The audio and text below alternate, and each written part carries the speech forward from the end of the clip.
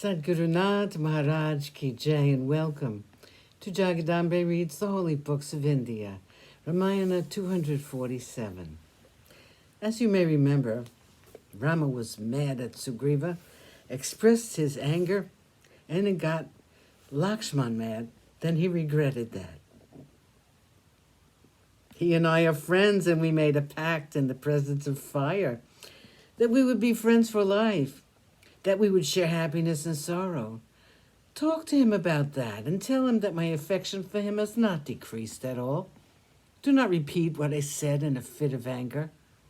Remind Sugriva gently about the passage of time, and do not speak harshly to him. He may have some reason for this delay. Lakshman listened to the words of advice which Rama spoke, and after saluting his brother, he went fast toward Kishkinda. Lakshman was angry. He had to obey his brother, and so he told himself that he would give Sugriva a chance to vindicate himself. If he failed to do so, then he would not wait for Rama to string his bow and honor Sugriva with an arrow from that mighty bow. With these thoughts in mind, Lakshman walked toward the city where Sugriva ruled. His face had lost its soft and gentle look, and his brows were knit in a fury.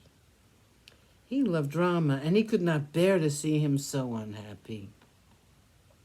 He'd never seen Rama lose his poise, and these 4 months in Prasravana had been hard for both of them.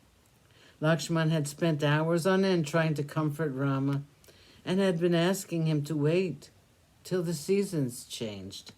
He was certain that Sugriva would do the needful, but he had failed them, and the accumulated anger of the 4 months had worked havoc in the mind of Lakshman. Holding the bow firmly in his hand, the bow which gleamed like a rainbow with its gold and gems, he walked towards Kishkinda, and his stride was shaking the earth. He passed many trees and peaks, and with his feet he kicked pebbles that were in his path and walked fast. 13. The fury of Lakshman.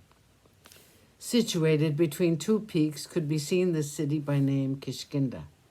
The entrance to the city was through a cave, and it was inaccessible to anyone, guarded as it was by the Vanaras who had been posted at the mouth of the cave.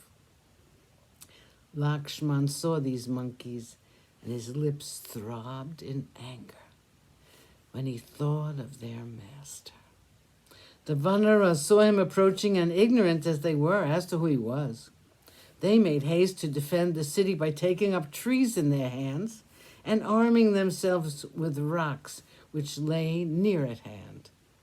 The sight of the monkeys and their attempts to attack him, if need be, made Lakshman doubly angry. Seeing his fury, they became frightened and ran away from his presence. He looked like death at the end of the yuga. The monkeys hurried to the mansion of the king and announced to Sugriva the arrival of Lakshman, and they told him about the extreme anger which sat on his brow. Sugriva was drunk, and he was lost to the world in the embrace of Tara. He would not attach any importance to the words of the monkeys. The minister of the king, realizing the danger that was threatening the city, led the army out to accost the intruder. Angada guarded the several entrances to the city. Lakshman saw the army marching out of the city gates. He was beside himself with fury. His eyes went out crimson with rage, and he sighed when he thought of his brother languishing in the cave and the reception which he was getting at the gates of Kishkinda. Angada came out of the city to meet him.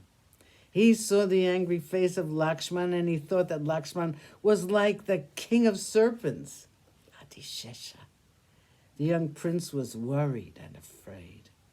He came and stood near the angry brother of Rama. Words would not come out of his lips since his tongue was cleaving to the roof of his mouth.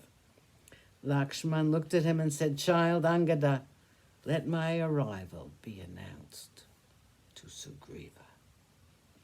Sat Gurunath Maharaj Ki Jai. Thank you for coming.